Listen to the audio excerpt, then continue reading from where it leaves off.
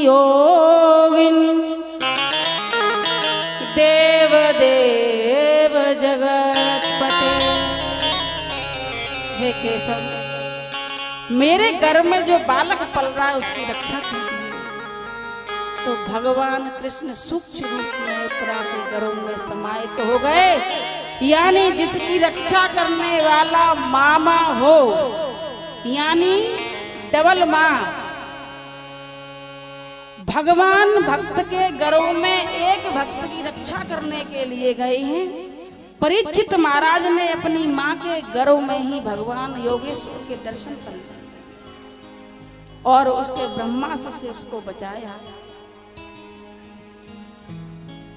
तब भगवान कृष्ण बोले, हे युधिष्ठिर, आप विलाप मत करिए।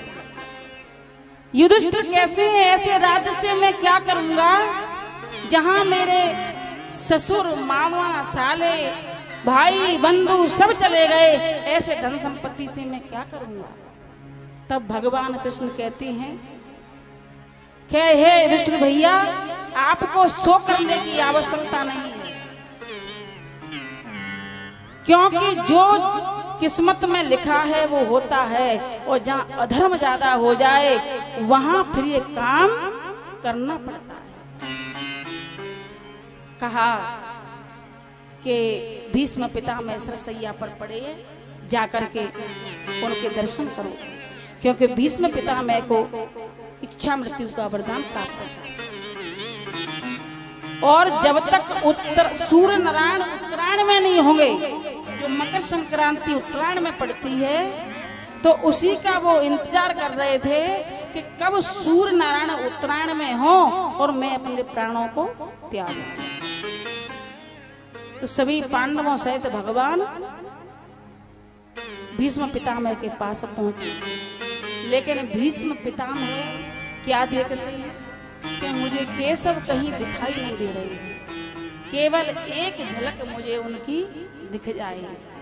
उनकी आंखें देखती हैं कि मेरा कृष्ण दिखाई नहीं दे रहा है, एक बार दर्शन का प्यासा है। अर्जुन से कहा, अर्जुन मुझे पानी पिला।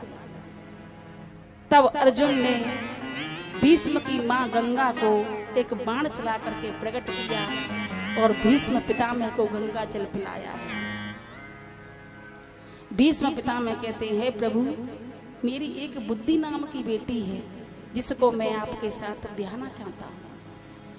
अरे तमति रूप कल्पिता वृतेष्णा भगवते सात्वते पुंगवे विभूनि।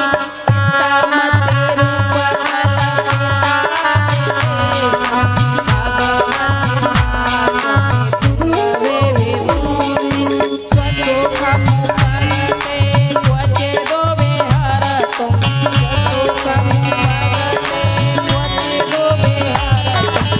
तत्ते मुपेयो सयदेव भवत्वा, देवोऽनं कमलं तमालवरणं, रविकरगौरं वरं दधाने।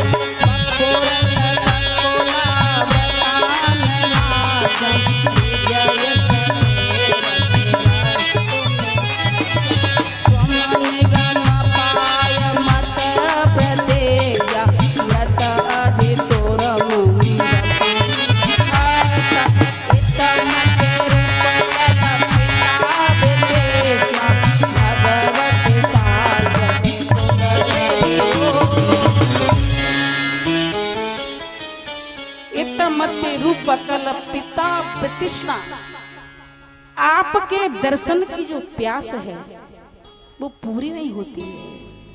उस तृष्णा को मिटाने के लिए मैं आपके दर्शन का प्यासा हूं।